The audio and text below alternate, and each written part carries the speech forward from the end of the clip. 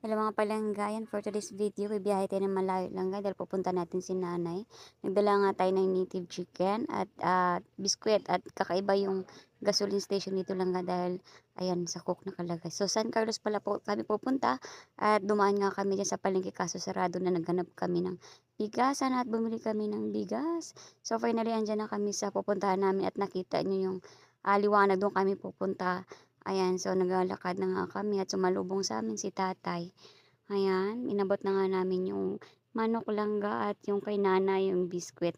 At sobrang saya ni nanay. So, yun na nga, binuksan ko yung biskwit. Ayan, kumain na nga sila at nagsain sila ng hapunan. So, ayan, dyan pala ako matutulog. Pagka umaga, tinawag tayo ng kalikasan. Ayan langga, alam nyo ba yan? Buti may wipes ako. So, ayan, alam nyo ba yan kung ano gagawin ko dyan? Ayan, sabi ko successful.